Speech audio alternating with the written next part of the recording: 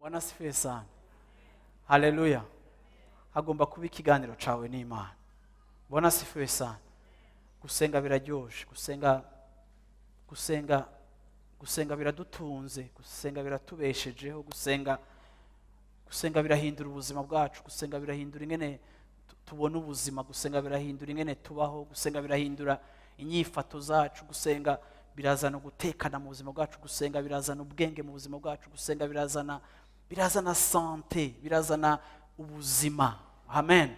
Kuko iyo uza gusenga, iyo uza kuvugana n'Imana, uzana ivyawe, Imana ikazana ivyayo. Uravyumva? Le surnaturel igahura na lo naturel. Iyo mariage ikazana transformation, ikamodifia ibintu bimwe bimwe, ubuzima bwawe bukaryoha. Haleluya. Amen. Bwana asifiwe sana. Zaburi ya 53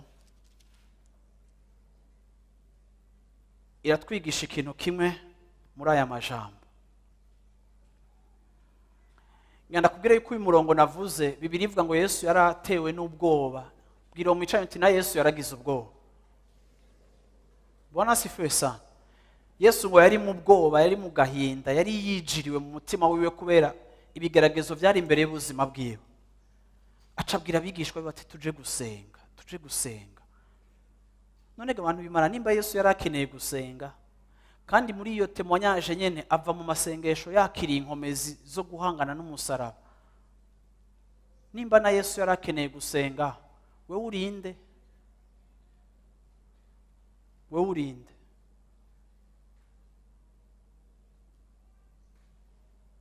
Nuri épargné. Isi ntikunda inzira y'umusaraba, isi ntikunda inzira y'agakiza. Iyi si turimo ntikunda ivyo turimo, ntikunda ivyo mwahisemo. Naho mwokwigira sympathique, muri iyi si ni muri sympathique. Bibiliya ivuga ngo abizera mumota nabi. Uravyumva? Kubahona mumota nabi. Nukuvuga ngo kubatizera, kubo Satani bose yocamo, ntakunda agakiza, ntakunda bakijijwe. Isi ntidukunda. Bisobanura ngo iminsi yose Satani ahagurutse intambara mu buzima bwacu, zifata forme zitandukanye. Zimwe zirakaze, izindi ziyorohereje, ariko Satani yamahagurutse intambara mu buzima bwacu. Ni gute tuzoresista, ni gute tuzozinesha tutari abantu dufitaniye ubucuti n'Imana? Ni gute uzohindura ingene ubona ibintu canke ingene wiyumvira utari umuntu wicarana n'Imana ukumva ingene nayo yiyumvira? Amen. Uyu mwanditsi w'Izaburi yaranditse ku murongo wa mbere, ndashaka gusoma umurongo wa Zaburi ya 63 ku murongo wa mbere n'umurongo wa kabiri. Aravuga ngo Mana ni wewe Mana yanje, nzozinduka nkurondere. Umutima wanje ukugirira inyota, umubiri wanje ukwifuriza mu gihugu cumye, kiruhijwe, kitagira amazi. Ubu ni Dawidi yanditse iyi Zaburi. Igihe yari mu bugaragwa bw'Iyuda, aravuga ngo Mana uri Imana yanje, ndagushaka. Bwana asifiwe sana. Uri Imana yanje, ndagushaka. Iki ni ikimenyetso c'umuntu afise inyota y'Imana. Ubu n'ubuzima bw'umuntu afise inyota y'Imana. Ndasenga muri kino gitondo, ndasenga muri iyi minsi, ndasengera ubuzima bwawe ngo Imana ikongere ugira inyota yayo, kugira inyota y'Imana. Haleluya. Bantu b'Imana, kugira inyota y'Imana, kumva ushaka Imana, kumva unyotewe Imana.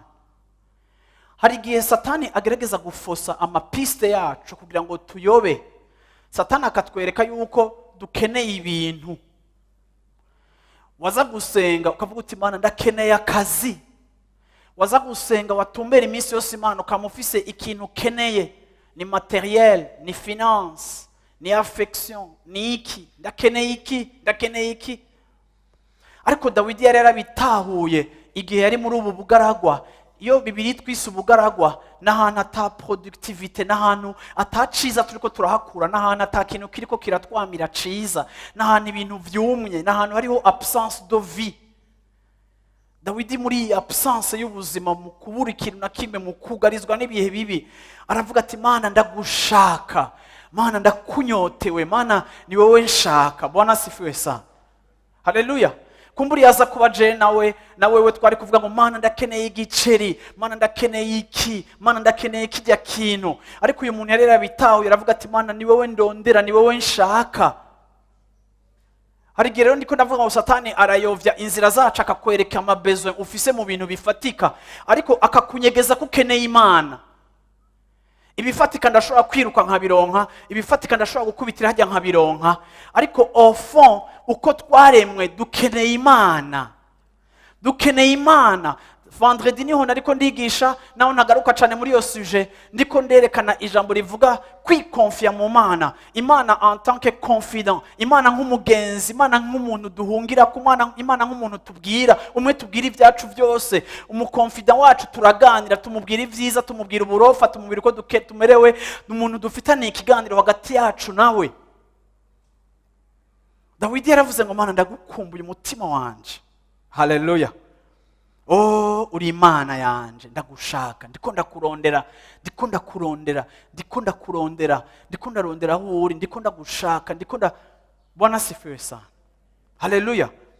Aravuga ngo umushaha wanje urakunyotewe, mon âme. Uravyumva? Umushaha. Hamwe hari ubushake bwacu, hahandi hariho amasouvenir yacu, hahandi hariho ubwenge, ukwiyumvira, hahandi hariho ivyimviro vyacu, hahandi hariho amasentima yacu n'amaemotion yacu, hahandi harimo amasense yacu, ibintu vyacu byose. Umushaha wanje Mana urakunyotewe.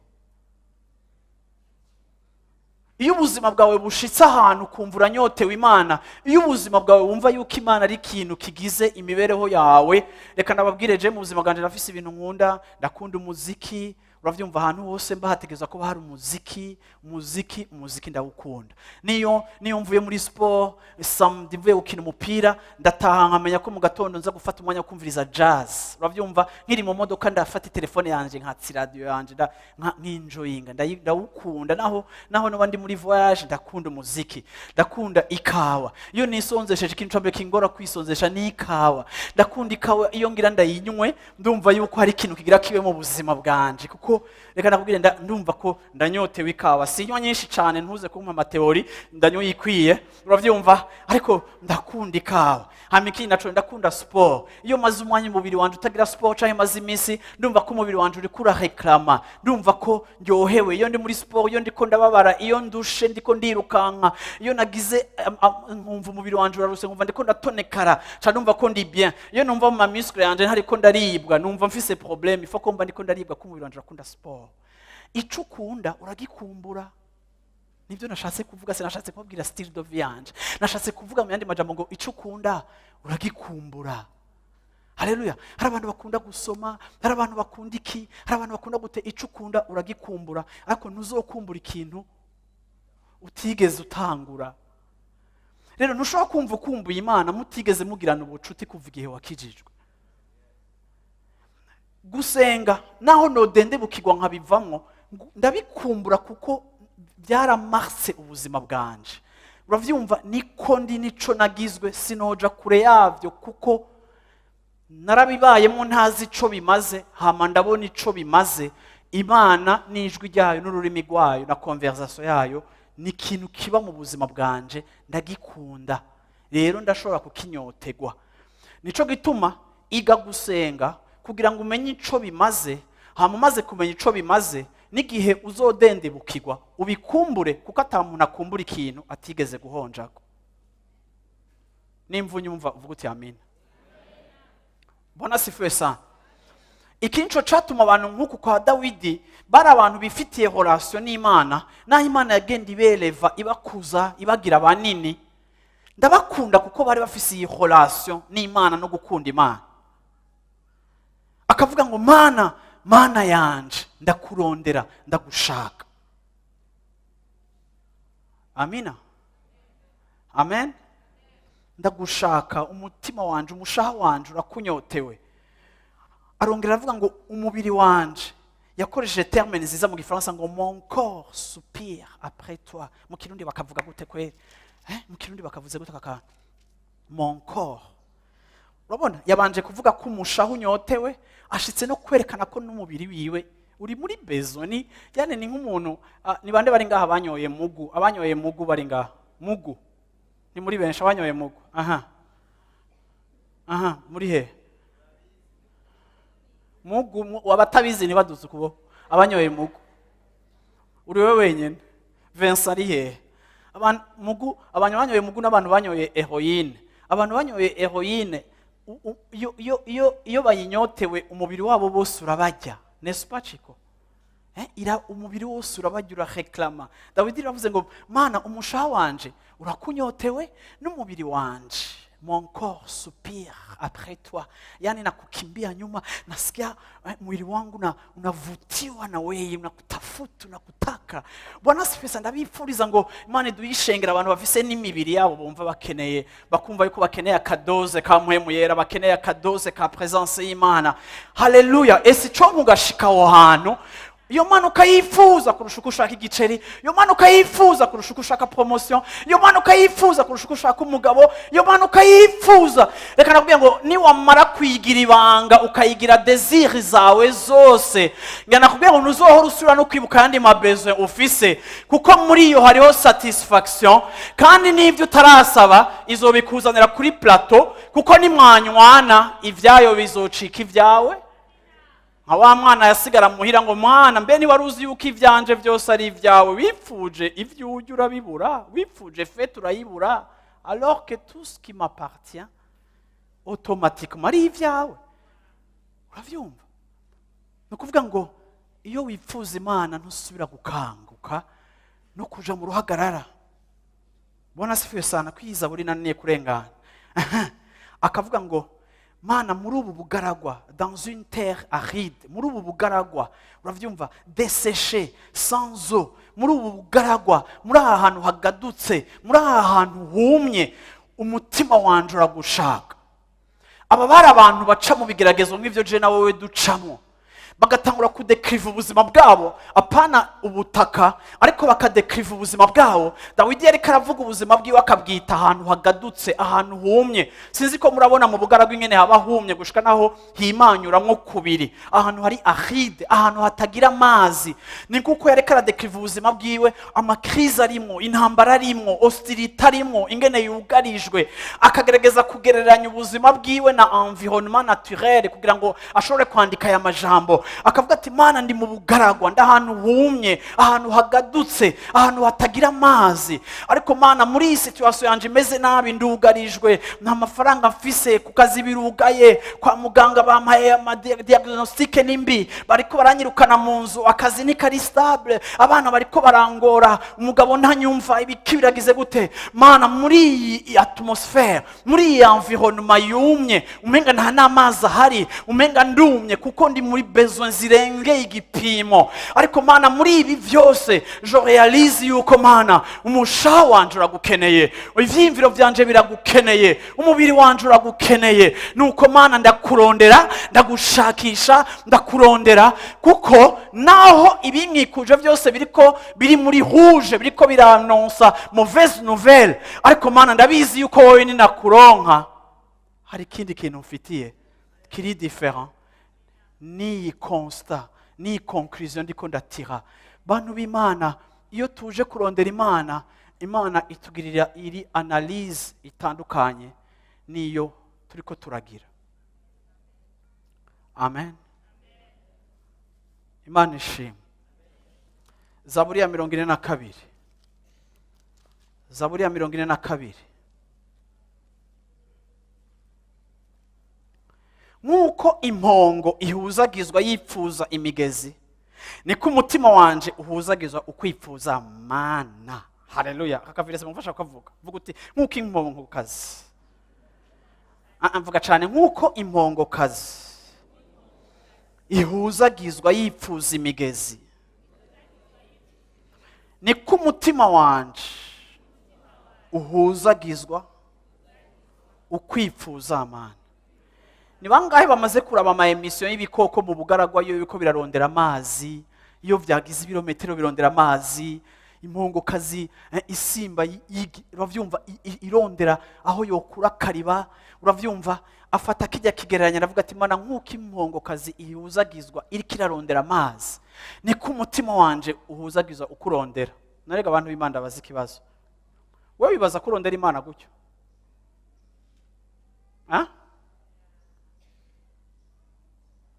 None utarondera Imana urondera iki?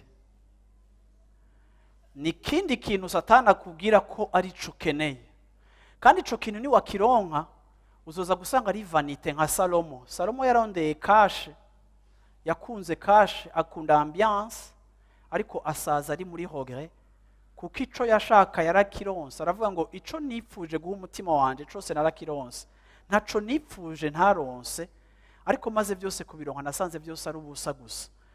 Mu yandi majambo, ikintu cyose nyene woshira ko energy yawe mu kurondera, ntube desu n'ukurondera Imana. Ibindi byose wibaza ngo wombwiye ngo pastor kashawe nuza ama problème mfise, ego je ntayonse. Aho ngana nabwiye ngo energy yose uzoshira mu kurondera ico uriko wibaza ko ari cukeneye, ni wamara kukironka nta kintu nabonye gihaga nabi nk'umwana w'umuntu. Umwana w'umuntu ikintu cyose akironse gicika igisanzwe, ntarenza n'ukwezi kumwe kugira abone ko cyose gisanzwe. Haleluya.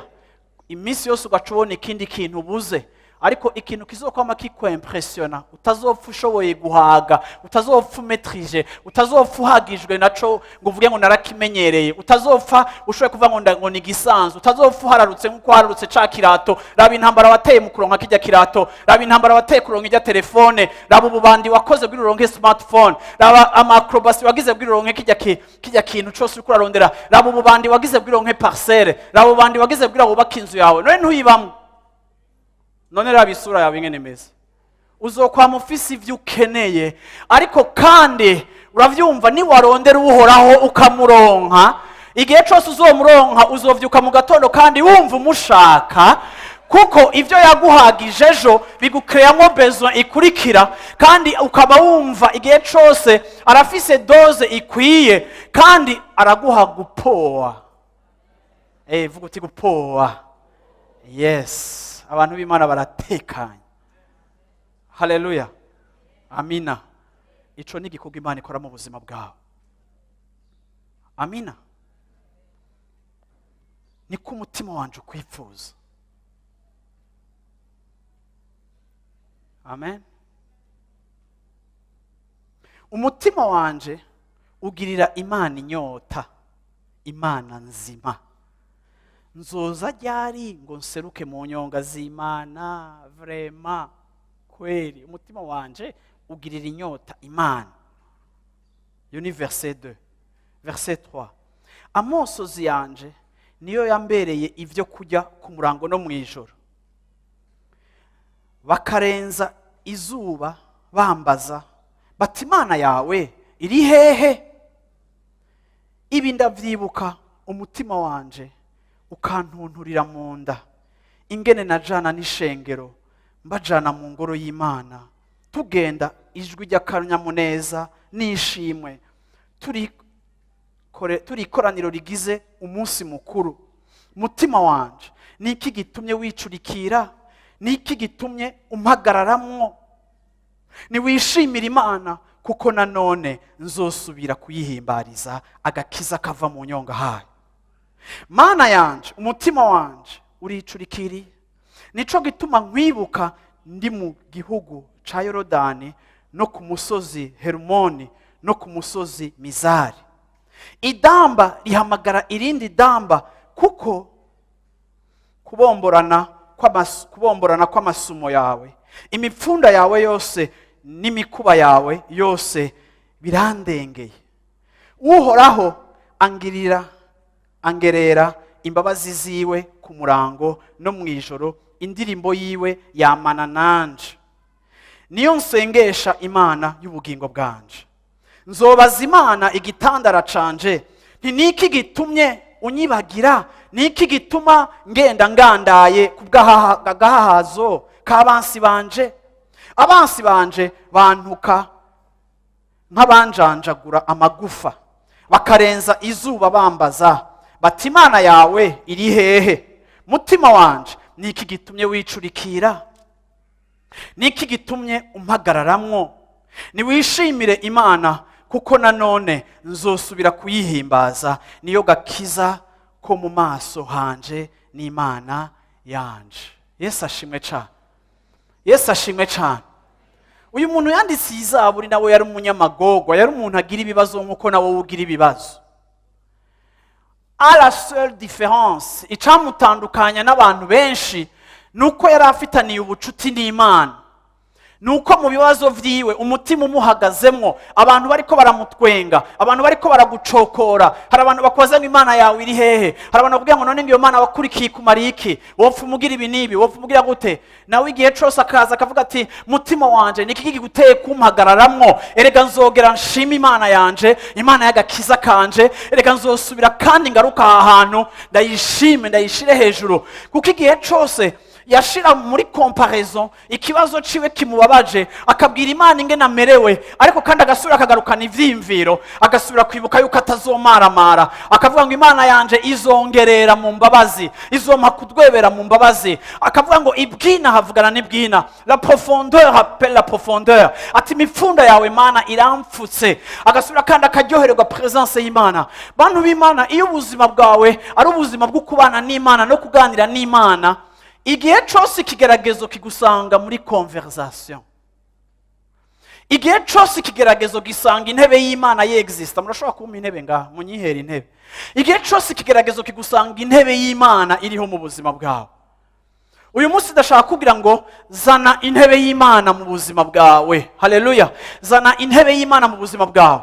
Hari igihe ushobora kuvuga utego narakijijwe, intebe y'Imana yarinjiye mu buzima bwanje, intebe y'Imana irexista mu buzima bwanje, ariko intebe y'Imana ishobora kuba mu buzima bwawe, ariko kandi ushobora kuba warakijijwe, ariko kandi intebe y'Imana nibe muri realite y'ubuzima bwawe. Intebe y'Imana ntuyikonsidere. Iyo dusenga tuza imbere y'intebe y'Imana, iyo dusenga tuza kuvugana n'Imana, ndicara iraha tukavugana, ni conversation yexista. Sinibaza ko ufise ibintu byinshi ukeneye nk'uko uvyibaza, ariko ndibaza ko kimukeneye, urakeneye ijwi ry'Imana mu buzima bwawe. Urakeneye ko iyi realite y'ubumana ibaho mu buzima bwawe. Harakeneye ko iki kiganiro kibaho. Ndashaka kurangiriza mu gice mu gitabo, ni igitabo kiri prophetique, igitabo ca Daniel, ni igitabo c'ubuvugishwa, ariko kandi igitabo ca Daniel ndacita igitabo c'amasengesho. Igitabo ca Daniel ni igitabo kitwereka ubuzima bw'abantu by'ukuri bari bafitaniye relation n'Imana, ubuzima bw'abantu basenga, ubuzima bw'abantu bafitaniye ubucuti n'Imana. Nico kintu iki gitabo kitwigisha kandi kitwereka. Ariko uyu munsi ndashaka kuvuga ngo iyo Satani aguteye akagusanga uri muri conversation n'Imana, akagusanga uganira n'Imana, hariho uburyo butari bwiza bwo gusenga Imana kuko dufise ikibazo, bwo gusenga Imana kuko twagize ingorane. Ariko ndabankuhaja muri iyi minsi turimo y'amasengesho, uriwe wese uvuga uti Imana shira inyota yawe mu buzima bwanje, mpa kukurondera, nyigisha kukurondera. Uriwe wese uvuga uti Imana ndakwemereye revolutiona ubuzima bwanje bwa prière. Haleluya. Revolutiona ubuzima bwanje bwo kuvugana na wewe, kuganira na wewe. Uravyumva?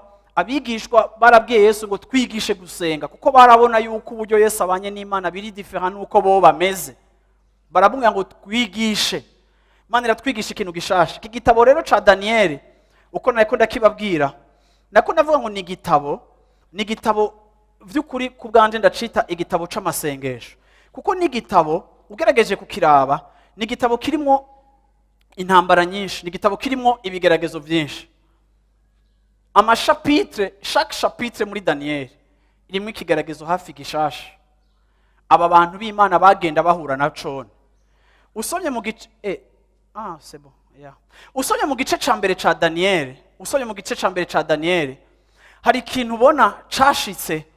Bibiliya ivuga ngo igihe Babilone bagira gute, igihe i Babilone batera Yerusalemu bagatwara abantu nk'inyagano, umwami yaravuze ngo ndonderera abahungu bo mu mafamiye noble, abahungu beza bo mu mafamiye meza, amafamiye ya mbere yo mu Bisirayeli. Mundonderera abo bahungu kandi mundonderera n'abanyabwenge muri bo, kugira ngo mubaforme mu kirimi cacu, hama bazohore baza kunserva, kuko uyo mwami yabaservi mu bakozi biwe harimo amanationalite yose. Ashaka rero yuko na Israeli igira mu duhungazanye, kuko vyama bimwibutsa ama victoire yagize hejuru y'abantu. Muri utwo duhungu havamo Daniel na bagenzi biwe, ariko kandi murabizi chapitre ya mbere ya Daniel sishaka kuyisoma. Murabizi ngene bababwiye ibintu bakwiye kujya, kuko ubu buhungu uravyumva bari bakiri bato kandi bonze cane badasa neza. Bakavuga ati nimushobora kuza ku mwami Musa gutyo, mufise amasura ameze gutyo, mufise amataya ameze gutyo. Murabizi ukuntu vyagenze. Ariko aba bahungu nk'abantu basanzwe bafitanye ubucuti n'Imana, barabwira umuresponsable bati reka twebwe ntiturinde kuja mu nzira zibi, ariko duha iminsi 10, kandi muri iyo minsi 10 uzobona yuko tuzohinduka kandi tugasa neza. Ariko ntudutere kwikomprometa, ntudutere kubigenza nabi, ariko kandi duha umwanya urabica Imana ikora. Bona sifuwe sana. Urabizi iyo umuntu afitaniye relation n'Imana, amasengesho n'ikintu gikuza muri twebwe ukwizera. Umuntu asenga nk'uko Imana igomba, agomba kandi no kuba n'umuntu yizera. Aba bantu bari babizi yuko nta yindi regime bakeneye. Nimba mukeneye ko dusa neza tukavyibuha, ntidukeneye kujya ivyo kujya birimo amarevure n'amasukari menshi ngo tuvyibuhe. Reka turondere Imana yacu, duha iminsi 10 gusa. Inyuma y'iyo minsi 10 muri chapitre ya mbere, uyu mugabo yaraje kubaraba, atangara ngo asanga ngo nibo beza kurusha abandi bahungu bose bari kuri izo regime. Nawe atangazwa n'ubwiza. Imana ibihejeje kwiyereka umunyamahanga, ariko kuri dimension ntoya, ariko kandi Imana yishura amasengesho yabo. Ndemeza neza yuko ibigeragezo ducamo mu buzima bwacu, ibiza bitugwanya ducamo mu buzima bwacu, ibigeragezo byose nivyaza bikagusanga hagati ya wowe n'Imana hari ikiganiro. Ibigeragezo byose nivyaza bikagusanga hagati ya wowe n'Imana hari ubucuti. Hariho abantu bavuga bakigisha abantu bakavuga ngo iminsi yose ngo nyuma y'ikigeragezo ngo haza elevation. Iminsi yose yo haje ikikugerageza ngo ni preuve yuko Imana igushire hejuru. Ça c'est faux. Ibigeragezo byose si sinya yuko Imana igugira gushire hejuru. Ariko umuntu wese ageragezwa afitaniye ubucuti n'Imana arashobora gushigwa hejuru. Kuko iyo ikigeragezo kigusanze udafitaniye ubucuti n'Imana kiraguhenura. Kuko ibigeragezo Satana bikoresha kugira ngo adushire kure y'Imana, canke adutere kwidoga no kuvuma Imana. Ibigeragezo byose mu buzima biza bigutumbere cyane wowe wizera, bitumbera kukwereka ko Imana itabaho, kugira ngo kandi ubuzima bwawe bubihe. Ariko iyo ikigeragezo kije kikaza ku muntu asanzwe afitaniye ikiganiro n'Imana, araheza akabwira Imana atarinze kuvuza induru nyinshi cyane, akavuga ati Imana urabona ko ibintu bihindutse, sivyo? Ijya ntebe ntimuyishaka kubera kamera ndibaza. Okay, je ndashaka kuguma ndayibona hajyanye, sivyo? Okay, Mana yanje uyu munsi, haleluya. Uravyumva? Uravuga uti Mana baduhaye iminsi 10, bagira batubwire ngo tunyuge ibintu, tunywe n'imivinyu, kandi twebwe twarabitubujije ntabyo dukora Mana. Bagira batubwire kugira ngo duse neza, ariko Mana ikintu jewe nzi ndazi yuko we muri 10 jours wotuma mba neza, wotuma mvyubuha, wotuma bikoreka. Mwava mumbwira ngo utabisavye. Avyumva Mana? Uravyumva? Ndiko shaka kuguha igicapo muntu w'Imana. Ndashaka kuguha igicapo yuko iyo umuriro watse ukaba usanzwe ufitaniye contact n'Imana, umuntu wa mbere uza kuba uwa mbere kubwira ikiguteje ikibazo, uraza kuvuga uti Mana umuriro uratse Mana, umuriro uratse Mana, noneho raba ndahwereye ndapfuye Mana ntabara. Ikintu cambere utumbera ni wa wundi mufitaniye ikiganiro, kuko muragifitaniye. Uravyumva? Murambona abantu bikanira bagira baje mu masengesho, bashaka amasengesho agira tangure. Uravyumva? Kamega gira yitazi. Harana ngo reka ndakubwire ntiturinda kwitaza. Nimba urinda kwitaza nuko nta conversation isanzwe iri hagati. Nimba Imana ari inshuti yawe ari umugenzi wawe, ntiwitaza ngo urinje mu masengesho, ahubwo ugiye aho warurinye. Gusa ushizemo akandi ka vitesse n'akandi ka consécration kari plus ku byo wahorako, ariko niho usanzwe wibereye.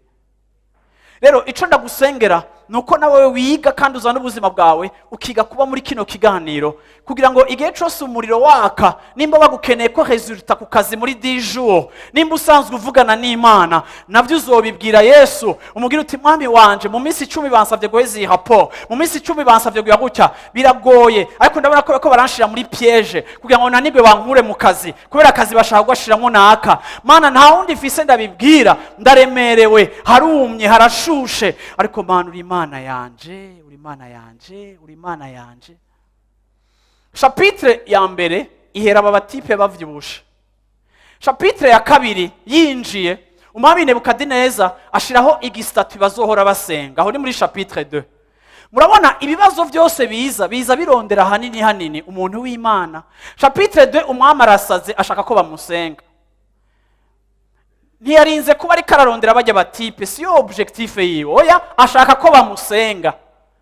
Bantu b'Imana ntawuza aho ibigeragezo biva, ntibidusaba rendezvous, ntibitubaza ko ico tuvyibaza ko, ariko ibigeragezo birahaguruka from nowhere, ukabona ikibazo kiraje, ukabona ikibazo kiravumbutse, ukabona ikibazo kireclassé. Uravyumva? Abantu bose batangura kumusenga, ariko kandi Daniel n'abagenzi biwe canke abagenzi ba Daniel ntibamusenga. Baraza barabwira umwami, terega mwami we naho washizeho ordre, hari udutipe tugukorera, tutakubaha, tutagusenga, tutapfukama. Umwami aravuga ati tiens, aba bantu ntibansenga ntibapfukama, nimubanyereke. Aravuga ati nibiki mwebwe? Bavuga ati twebwe mu mategeko yacu, Imana yacu twaranywanye ku buryo tutayivanga. Ntidufise abagore babiri, dufise umugore umwe, niyo Mana yacu, niyo twanywanye, niyo twarongoranye, ntituyivanga.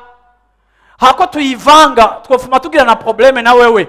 Umwami aravuga ati atsumuriro mu baturire wugwiza incuro ndwi. Reka ndakubwire hari gihe épreuve iza yimultiplier par 7, ikibazo kikagwizwa, ukabona birasaze. None uzoca ubigenda gute? Urashobora kwiruka ukaja mu bindi bintu, urashobora kuja kurondera izindi nyungu canke ukabivamwo. Ariko aba bantu ko bari bafitaniye relation n'Imana, baragarutse kandi barabwira Imana bati Imana ibintu birashushe, bagira baduturire kubera wewe. Ariko twababwiye yuko wewe naho utodutabara,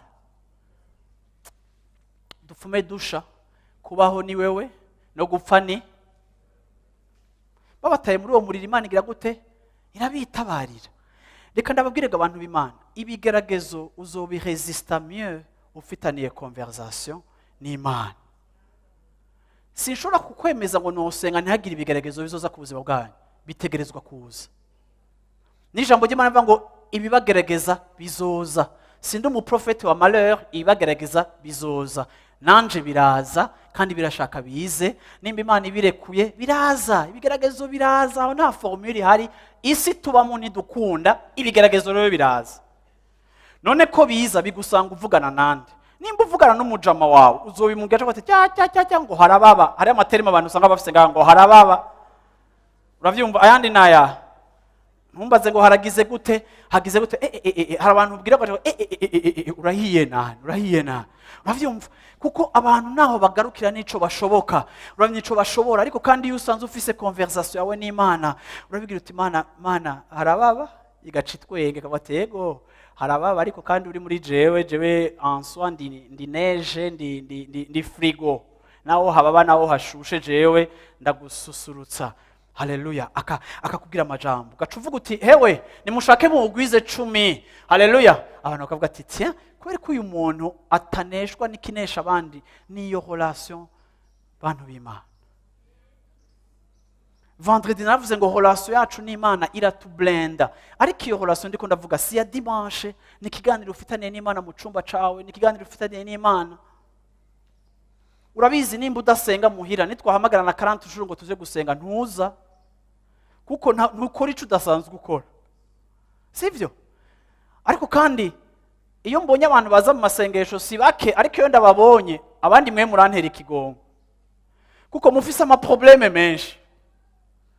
Wone ngana mwicaye mufise ibibazo vyinshi cyane. Ntitubizi na nyemwe, ndoha tubiganire, ndoha dusengera hamwe, mufise ama probleme menshi.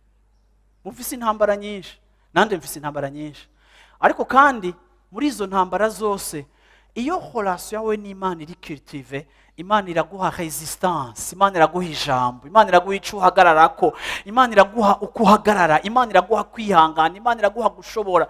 Nico gituma tugomba gushiraho iyo conversation, tugomba gushiraho iyo miringoti. Bwana sifiwe sana. Yesu ashimwe cyane. Amina. Amen.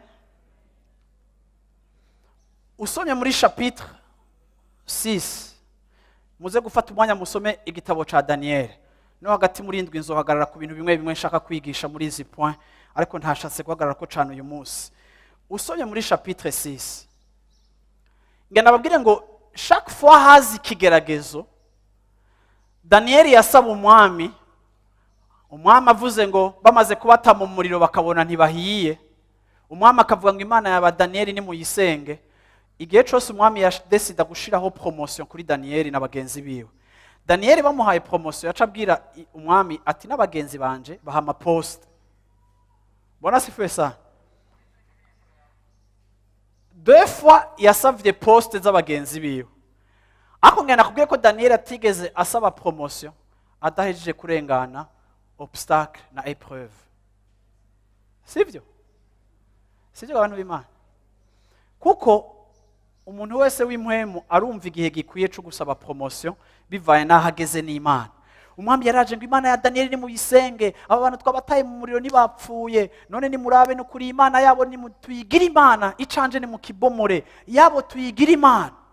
Bamaze kudesida kuyigira Imana, Daniel acabwira umwami ati mwami nkuza umwami amuha poste. Daniel acambwa ati nababa ndi watama umuriro nabone bagira aba gouverneur baba petit baba gouverneur, umwami abagira aba gouverneur, siko? Ariko kandi Imana ishoboza kutemwanya, irabarakuza. Ndashaka kurangiriza kuri chapitre 6, niyo nshaka gusoma kuri chapitre 6 ku yundi mwami yakurikiye, mwami yitwa Dario. Chapitre 6 ngo maze Dario, chapitre 6 verset 1, maze Dario abona ko ari vyiza kugabanya igihugu, kukigabanganya abaganwa 120 ngo bakwire igihugu cose. Uyu mwami yarafise igihugu kinini kandi yagomba control, aca akigabura mu bantu 120, kandi ashira hejuru yabo abakuru batatu bo kubaganza.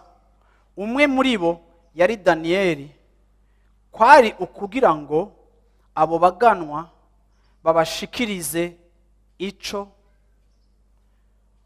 yagomba ko abo baganwa, uravyumva, babashikirize ivyo batoje ngo umwami ntagire ico ahomba.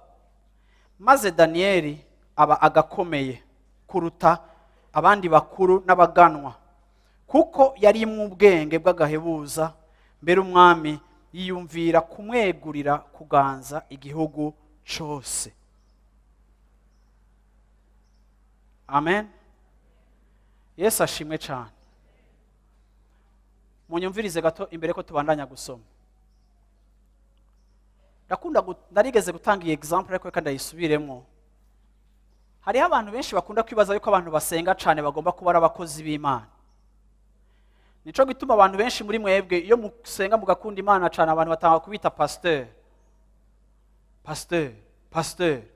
Kuko abantu bibaze ko umuntu yasenga cyane aba ari umukozi w'Imana, ari umupasteur. Abandi bantu bakibaza yuko hariho abantu bahamagariwe gusenga cyane. Murambona abakristo baza bakintroduza sujet zabo za prière bambarira gutyo, pasteur mwebwe vraiment ni mwebwe Imana yumvira. Ukibaza ngo kuranyubaha rero, wavye mwebwe ni mwebwe Imana yumvira, vraiment usengera umutwaro wanje warananiye.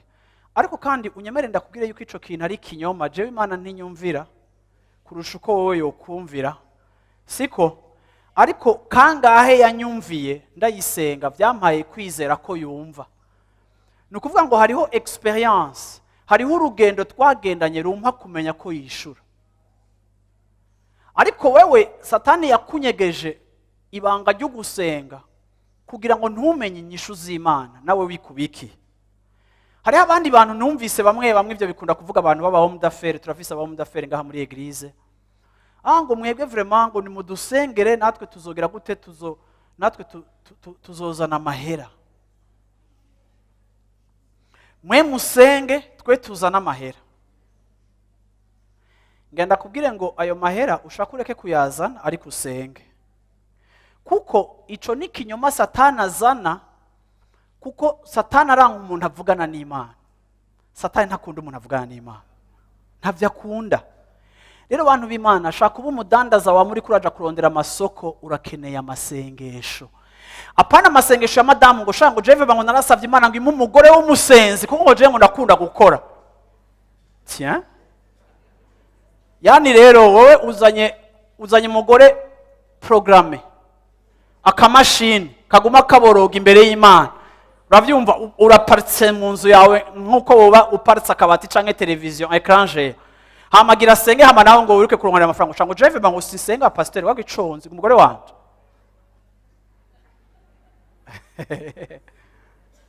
Bwira umeshatu ntuzosubira. Bantu b'Imana, amasengesho si yerizi, amasengesho si dawa, amasengesho si amafeyi. Bampa amafeyi, amasengesho si amafeyi. Amasengesho si ibintu byo gutuma ibintu bishoboka. Amasengesho ni ikiganiro c'umukunzi ku yundi, aho Imana yawumva uyikunda ku buryo wowe umwanya wawe mukaganira ukayiba hafi, ikavuga ukumva, ukamererwa neza, mukaganira mukagira gute, ifo ko muri wewe habaho iyo nyota y'Imana.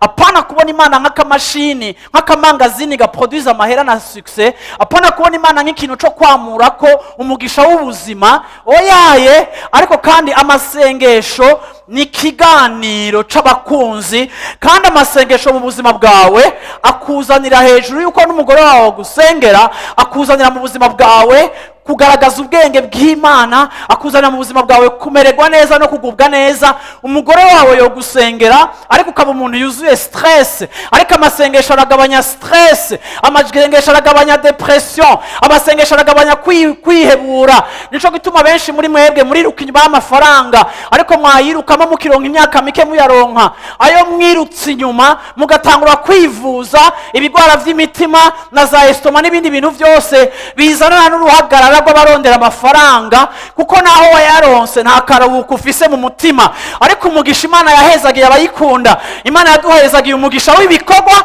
ariko ibikorwa dufise akaruhuko. Ivyo nzoshikako vyose nzobishikako, ariko akaruhuko n'umugabane w'abantu b'Imana, n'umugabane Imana yahaye ishengero. Nuko rero bana n'Imana iguha akaruhuko mu mutima, iguha amahoro mu mutima. Amaheru yaronke ariko ufise amahoro mu mutima. Amaheru uronke udafise amahoro arabishe. Nagira mbwe ngo arakabura ariko basi arakabaho. Basi yo yaronke ntawo bura byose. Yesu ashimwe cyane. Yesu ashimwe cyane. Haleluya. Rero bantu b'Imana, ikambi ry'amasengesho twese riraturaba. Washobora no kumbwira uti pastor je muri mise amasengesho je nta mwanya mfise, nta ntevye. Basi taha utevye, ariko ni wataha ubane natwe muhiri wawe, sivyo? Siko ko mutanyisho. Amen. Imana ishimwe cyane. Inyuma y'iki gice Daniel yarasengeye umwami amuha insobanuro. Bagira babice, Daniel avuga ati imbere ko mubica ni mundindire nje gusenga Imana. Agenda gusenga Imana arayisiguza, aho umwami insobanuro y'indoto yiwe. Umwami abantu bose barakira. Reka ndababwire abantu b'Imana, gusenga ntibiri incompatible n'iterambere ryawe. Nta kintu na kimwe gusenga bishobora kubera intambamye. Par contre gusenga, uravyumva, n'uburyohe mu kintu cyaco cyose ubuzima bwawe burimo. Ni wasengera interview, ni wasengera inama ugiye kudirija, ni wasengera ico ugiye gukora, ni wasengera ibibazo urimo, ni wasengera ikintu cyose urimo, ni wasengera amadefi mashasha baguhaye muri biho, ni wasenga abantu bazokwama bakubonamo ikintu gitandukanye. Aba bami bari abapagani, ariko ngo uyu mwami yarakunze Daniel ngo hafi kumuherekurira igihugu cyose, kandi ari umunyamahanga. iyumvira umwami agomba guha igihugu étranger kuko ngo yamubonamo ubwenge bw'Imana, yamubonamo ibintu by'Imana. Reka ndakubwire, usa n'uraba, usa n'ico wihweza. Nimurabe ingene mukunda filme, uvuga uti Imana mpezamwo inyota ya filme, umpe inyota yawe, kuko ntibiri normal ko nkunda divertissement. Filme irakwentretena ariko ntaci produisa mu buzima bwawe, kandi nawe urabizi neza. Ariko kandi vuga uti Imana subiriza ibidafise akamaro ibimfitiye akamaro, kuko ninashira amaso yanje kuri wewe nzosa nk'uko usa, nzoryoha nk'uko uryoshe, aho ndi hazoryoha, aho nkora hazoryoha, famiye yanje izoryoha, aho ngendera hazoryoha, ikiganiro canje kizoryoha, ico nsohora kizoba le resultat y'uwo tuganira. Amina, amen. Yesu ashimwe cyane. Iki gitabo ca Daniel ni exemple typique y'abantu avuye kuba userva umwami, ageze kuba uganza igihugu, agiye aronka promotion, vie professionnelle, carrière yiwe, ubuzima bwiwe bw'akazi bugenda butera imbere, ariko kandi bageye ari abantu bagumana umutima no gukunda gusenga. Reka kumbwira ngo ubu nta mwanya ugifise wo gusenga kubera ngo usigafise amabanga menshi, uraborewe, wanyoye umuvinyu, agapromotion karagusarishije, kandi wibuke yuko kandi uhoraho promotion niva muri est, niva muri sud, niva muri nord, uhoraho ni washira umuntu hejuru kandi washira n'undi hasi. Uhoraho ni washira hejuru ihanga irindi akarishira hasi. Promotion iva ku Mana, iterambere riva ku Mana. Nico gituma ico umaze kugitahura uvuga uti nimba Imana yarankujije, suba inkujije, ngomba kwigira nk'abandi. Uravyumva? Umwanya wo kuza gusenga ga ku mugoroba usigaye uja kugira golf. Come on, golf. Na dimanche matin hariho abakristo baje kugira golf. Ega siriko navuga ibintu ntazi. Dimanche matin muri golf agafaranga karaje. Ariko umuntu w'Imana, ivyo byose ni Satana dusamaza akatubesha.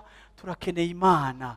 Dawidi yari umwami akavuga ngo Mana, uravyumva kuba mu nzu yawe umunsi umwe, uravyumva biruta imyaka 1000 hanze. Mana, kuba muri présence yawe, ngo nzoza mu nzu yawe, et je vais contempler ta magnificence. Umutima wanje uzoryoherwa ninaza mu nzu yawe. Yari élevé muri position, ariko kandi yari abaissé muri dépendance yiwe ku Mana, kuko nta elevation nimwe igomba kugukura gucomekwa mu Mana, ahubwo ko responsabilité ziyongera ni kusabwa vyinshi, niko bagukeneye ko vyinshi, niko cyane ukeneye Imana. Abafise vyinshi n'abashizwe hejuru murakeneye Imana kurusha ukiba muhira atunzwe na se na nyina, kuko mufise ama responsabilité nyinshi. Ukombina gute kwa complice ama objectif y'akazi no kurera abana na papa, kuronka umwanya wo kuganira n'abana bawe? Ba papa muri busy cyane gushika naho udafise umwanya wo guhura n'abana bawe, uri kura baronderera umukate, ngo nta ntevye ngo riko ndabaronderera umukate. Reka nakubwire, uwo mukate niba ukeneye kurusha uko bagukeneye. Ariko kandi ugomba kuba umuntu afise ubwenge bw'Imana, umuntu ari discipline, kuko hari abantu benshi baha igiceri famille ariko bakaba barimye famille zabo présence. Abana bagakura batakuzi nk'umuvyeyi, ukabaha amafaranga wapfa bakayasambura namwe bakirirwa na muri justice bakwegana. Amafaranga wakoreye agacika umuvumo igihe wibaza ko ari umugisha usigiye abana bawe, kuko bataronse umwanya w'uko bakomunika valeur. Bagabo muri ngaha, Bwana asifiwe sana. Abagabo muri ngaha, Yesu ashimwe cyane. Bagabo b'abarundi mukwiye kwiga gutaha kare, nawe utaja mu kabare ukwiye kwiga gutaha kare. Abana bakajyama bakubonye, abana barakeneye papa, abana barakeneye ijwi ryawe, abana barakeneye kukumva. Amafaranga gutuma kuba absent imisi yose muri famille, ayo n'amafaranga urimo iturufu y'umwansi. Hari ubwenge tubura kuko tutari kumwe n'Imana. Ivyo byose uganira n'Imana, Imana irazika kubwira ngo mbe wishura gute madamu wawe, mbega wishura gute umugabo wawe. Ivyo bibazo byose Imana irabitreta ikagenda ikuvugutira, ukagenda ukosora ibintu hakiri hafi, kugira ngo ntuzomere nk'ibijuju biza gukosora ibintu byashaje udashobora kubihatrapa. C'est aujourd'hui, c'est maintenant, ukwiye gukora ico ukwiye gukora, ariko vugana nawe kugira ngo akwenspire igikwiriye mu buzima bwawe. Yesu ashimwe cyane. Amen. Bwana asifiwe sana. Ku murongo wa 4, maze babakuru n'abaganwa bahera ko barondera ugwitwazo rw'ico borega Danieli ku vy'igihugu. ariko bamubura ko urwitwazo na rumwe canke igitiriganye, kuko yari umwizigigwa, ntaboneke ko amafuti canke igitiriganye na kimwe. Bwana sifiwe sana. Haleluya. Bano b'Imana ndagomba kubereka iki kintu kugira ngo mugitahure. Satani igihe cyose amarondera ingene adusambura, niko Bibiliya ivuga ngo yama ahoda autour de nous arondera qui dévorer. Niko ameze. Murabe Daniel akunda Imana, aguma aduga muri responsabilité. Uko aduga muri responsabilité niko abandi bamugirira jalousie. Barimva ati none ko umwami akunda aka étranger, twogasambura gute, twogakasa gute? Ngo baramurondera kwikosa, bararibura mu buzima bwiwe. Kuko resultat y'umubano wiwe n'Imana yari affecté style de vie n'ubwizigirwa bwiwe. Ngo ku buryo mu bifatika mu by'umwami yamujeje barabuze ikosa bamutora. Bamaze kubura ikosa bamutora, baribwira ngo ahantu twomutora mwofaye ni ku bintu bijaye n'Imana yiwe, kuko telma mu bisanzwe ntituhamutora, ariko reka turondera ikosa rivuye muri relation yiwe n'Imana. Ivyo onya Daniel ntavyabazi ko bariko barabimutegurira. Nico gituma rimwe na rimwe abantu biyokipa cyane na Satani muri no myaka, muri eglise yo muri no myaka abantu bariyokipa cyane Satani. Abantu bari busy no kumenya ivyo Satani ari karakora n'ivyo yapanze n'ivyo ari karagira gute. Ubunya Satani gusa ni abantu basenga bavuga Satani cyane, genda musobe muri Bibiliya Nouveau Testament, Ancien Testament, abantu bariko barasenga bavuga Satani gake. Uno munsi eglise yo mu gihe ciherezo nivuga Satani cyane kurusha uko vyakabaye. Daniel igitero kiramuje ko kiramutumbereye, kubera iki? Kuko Satani ntaryoherewe guhagarara kwawe kwiza, azokwa amarondera umutego agushiraho. Kandi twebwe ntiturabanyezamu bukumenya baje kuturoga ngaha n'abapfumu aho bicaye mu makorosi, nibashake bahabe. Jewe sindi umunyezamu w'ubuzima bwanje bw'impwemu, uwo naburagije niwe munyezamu wabwo. Kuko Satani arakora, aropera, isi niyiwe, arayitegeka, yarayihawe kuiganza igihe gito. Sinokwirukanka nawe, ntajyama ntafungura ntarondera ration, ntaja ku ishuri ntasoma Bibiliya, arayizi. Uravyumva? Ariko kandi il est toujours inyuma y'abantu b'Imana, toujours inyuma y'abantu b'Imana. Nico gituma ahagurutse igihe cyose imvurungane nibiza bitugwanya nibiza bidutera. Ariko nimurangize musoma ngaha gato ikintu cabaye, uravyumva ngo bamaze kubura ingene bamupyeja, bamaze kubura ingene bamufata, ngo baravuga ngo Daniel nta handi hantu twomukura atari mu bijanye no gusenga Imana yiwe. Baca bagenda bahenda umwami, bavuga ati mwami, tubona yuko wowe icubahiro cawe vraiment cakuze cyane. Urabona iyo bihera ntibiza direct.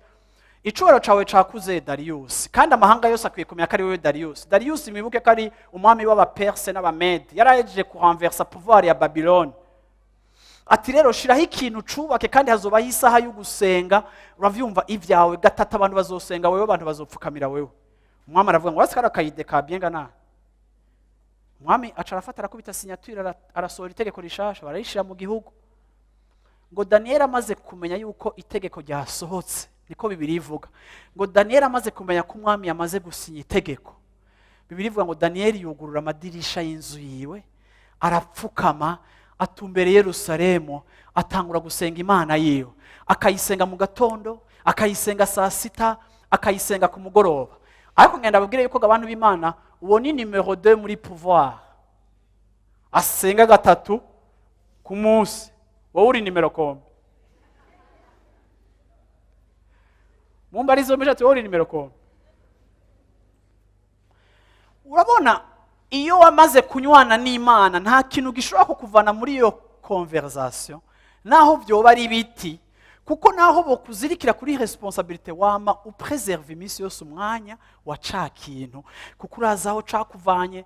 Daniel kuvuga iserva nabanye nawe, nzobana nawe no muri position numero 2, ariko nawe yarazi yuko ikintu ca mbere adakwiye gutakaza niyo fellowship, niyo conversation, niyo relation n'Imana, nubwo busabane n'Imana. Iramuruhura, iramufasha, iragira gute? Ngo arugura amadirisha atangura gusenga. Baraza baramuraba basanga ariko arasenga, aravuga ngo wow, Daniel ariko arasenga, ntasenze ya Mana. Reka twiruka tuje kubwira umwami. abantu baninde muzobanzanire bazaramfasha kuvuga ubutumwa mureka tuje kuri umwami baca baragenda barazana barabwira umwami ati mwami hariho problem mwami ati ibi problem iyi sha hariho umuntu agayana hariho umuntu ca kintu wasinya uribuka ko wasinya uribuka yuko wowe wica usinye bivuga ngo kirazira yuko hari ugisinyura urazi yuko bavuga yuko urenze ico wowe wasinye ni kumukata kico Daniel urazi yuko ya masaha wewe aho abandi bari kubasenga bya bindi urazi yuko wewe babandanya asenga ya mana yiwe y'umushenzi urazi ko adatahura yuko imana yahinduye yakubiswe kudeta ubu hari yindi ganje urazi ko ubu hari ibindi abantu basenga urazi yuko ubu hari ibindi abantu baha importance rero gamwami arakwiriye igihano kuko gasha adahanywe iraza kuba phénomène nationale araza kwandukiza abandi benshi kandi ntivyoshoboka umwami ngo ababaye kuko abonye umutego ategeka ko Daniel ahanwa nuko ngo Daniel bagira gute bamutwara mu gobo rw'intambwe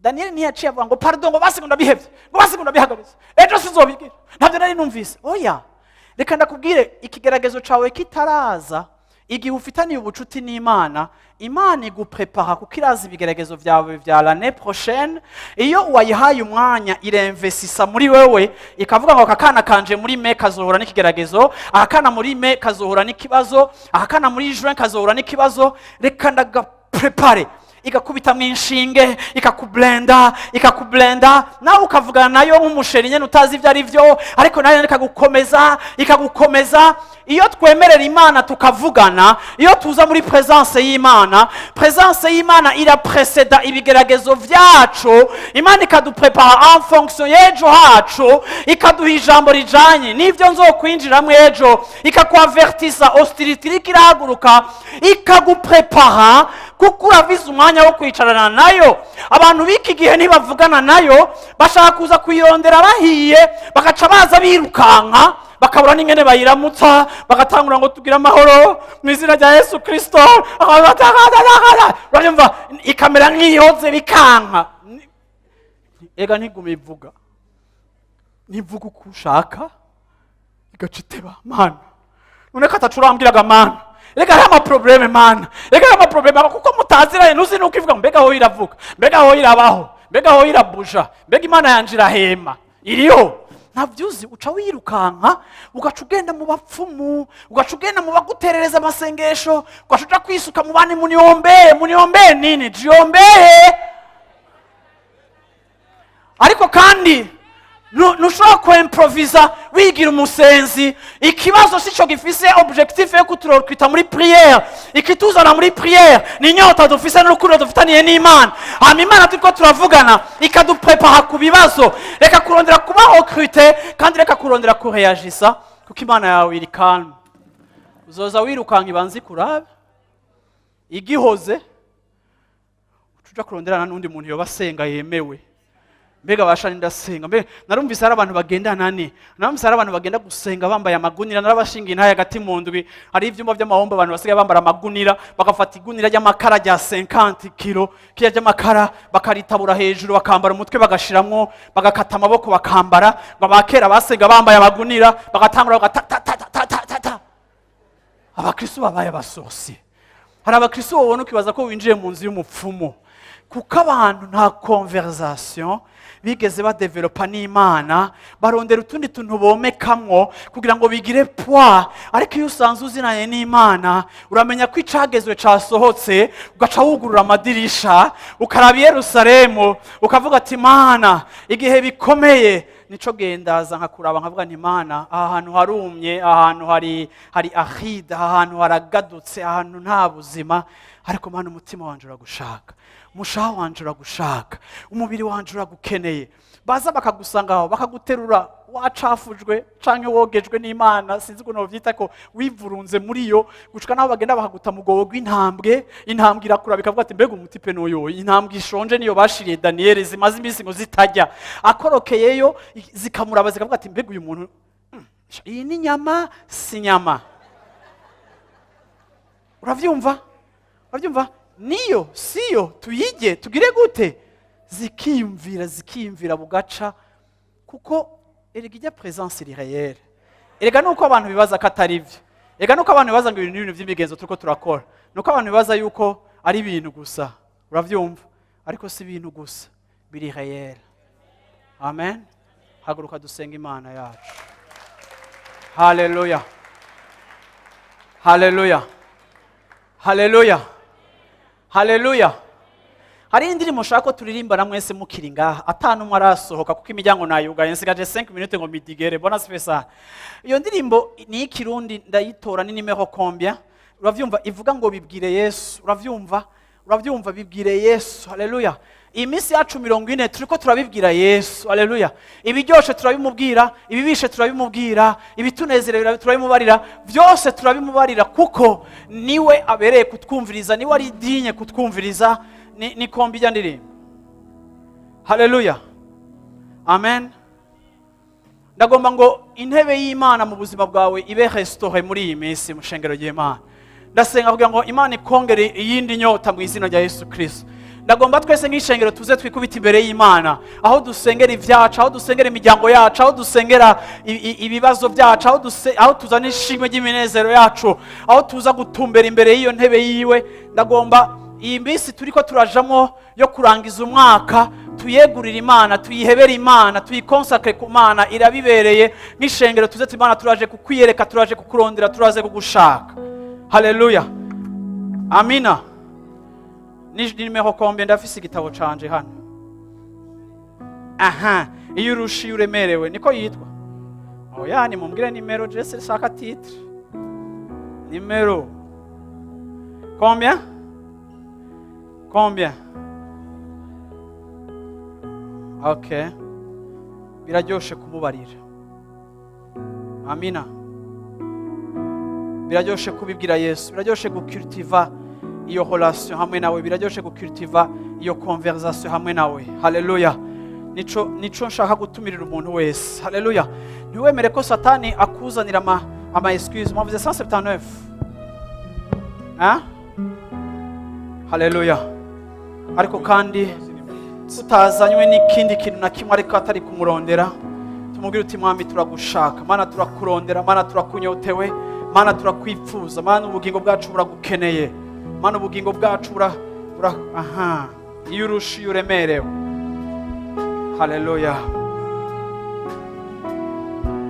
Nitwaheza turasenga ubwira Imana, usaba iki kintu kimwe Imana, uti Mana nyongera inyota, Mana shira inyota yawe mu buzima bwanje, ongereza inyota mu buzima bwanje. Ndafise inyota y'ibindi bintu, ndafise inyota y'irigara, ndafise inyota y'abagenzi, ndafise inyota ya programme, ndafise inyota ya activité, ndafise inyota ya television, ndafise inyota ya sport, ndafise inyota ya cafe, ndafise inyota y'ibintu byose, ndafise inyota y'irigara, ariko sifise inyota yawe kandi uremerewe. Bibwire Yesu, bibwire Yesu, bibwire Yesu, umukunzi wawe. Haundi nabona afya, haundi nabona afya, bibwire Yesu nyene.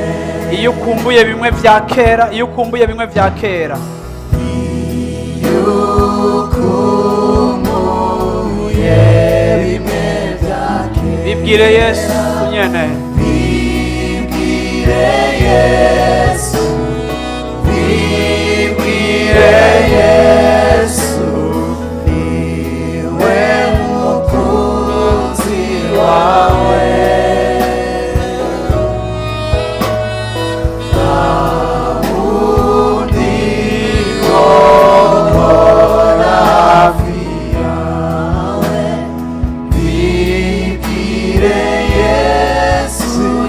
Ayo marira nayo marushwa, ayo marira nayo marushwa, ayo marira nayo marushwa, bibwire Yesu,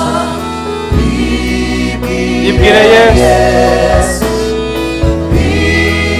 Hari icaha warunyegeje, hari icaha warunyegeje, hari icaha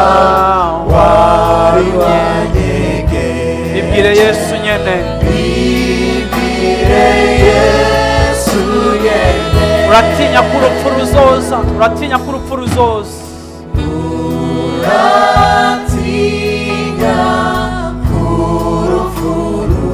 nabyo nyene bibwire Yesu, bibwire Yesu, iyumvire ingene Yesu azoza, ingene Yesu azoza, bibwire Yesu nyene, oh bibwire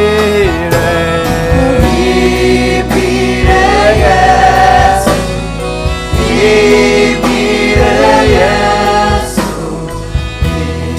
wewe mukunzi wawe,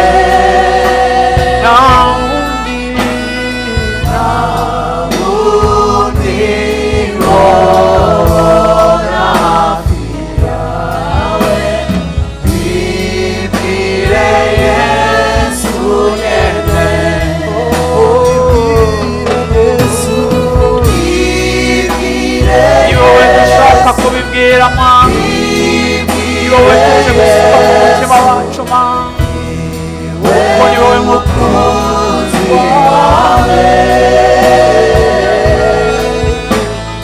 nta wundi wora hafi yawe, bibwire Yesu nyene. Numuhamagare muri kino gitondo umubwire uti mwami Yesu ndagushaka, ndakunyotewe Mana.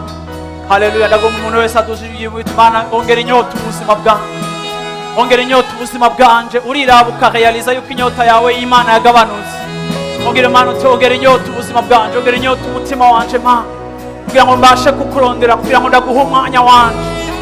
Igituma utamuha umwanya wawe nuko utamunyotewe, igituma utamuha amasaha yawe nuko utamunyotewe. Niwihweze gatoya ibyo unyotewe, urabingene ubiha umwanya wawe. Hama umubare uti Mana hindura ubuzima bwanje Mana, hindura amapriorite yanje Mana, hindura focus yanje Mana, hindura Mana ibyo mpa agaciro Mana.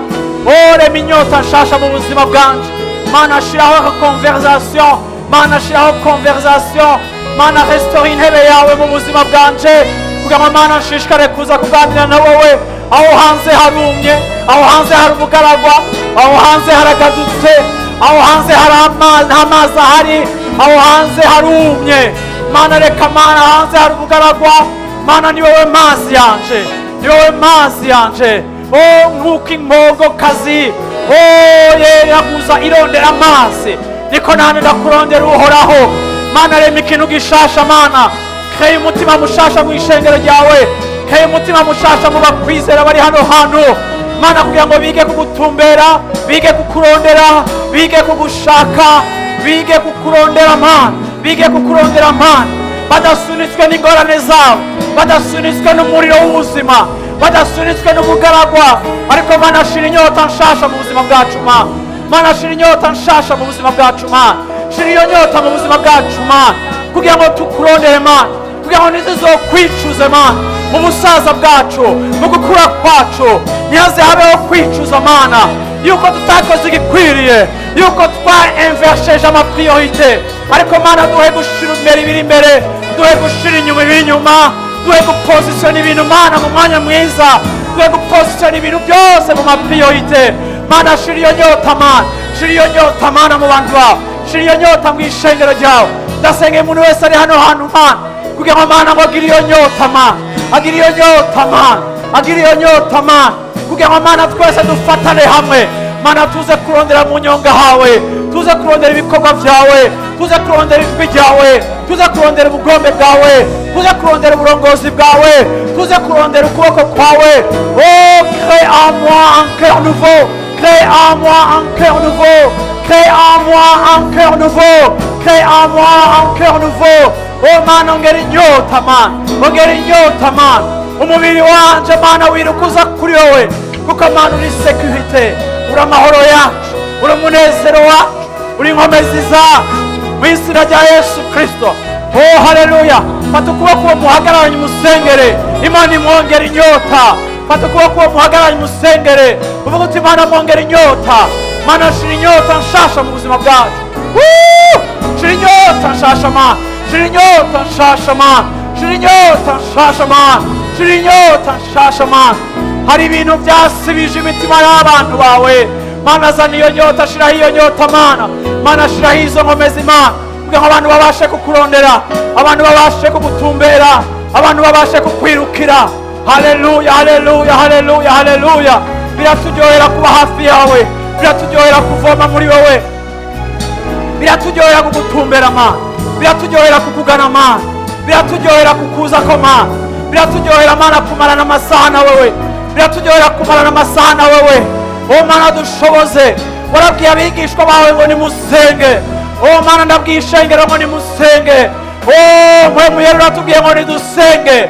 O Mana turagukeneye Mana, turagukeneye Mana, turagukeneye Mana, apana kubera ingorane, ariko turagukeneye Mana kubera turakeneye direction, aho ugomba gutwara imiryango yacu, aho ugomba gutwara ibikorwa byacu, aho ugomba kudutwara, aho ugomba kudutwara.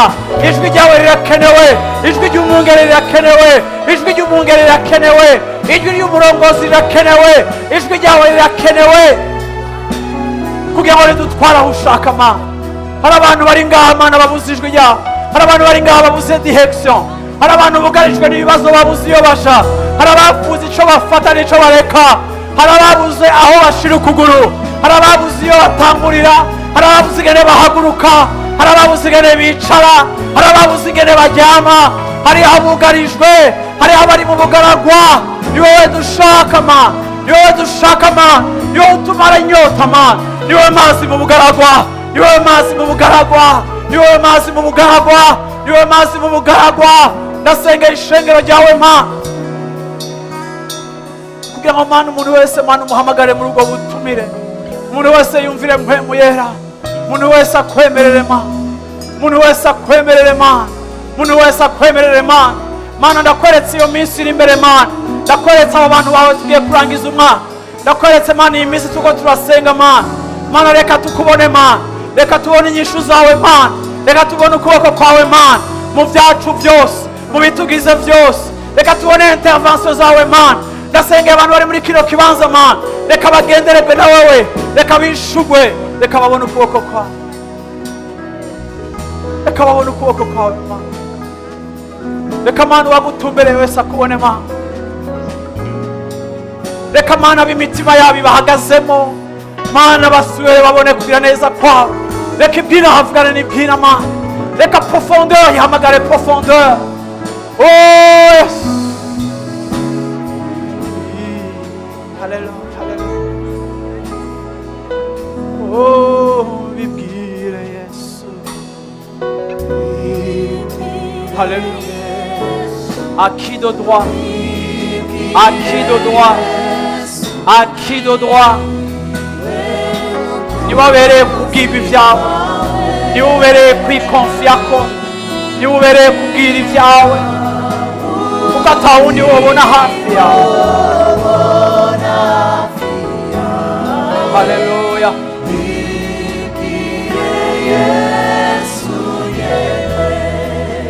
Haleluya.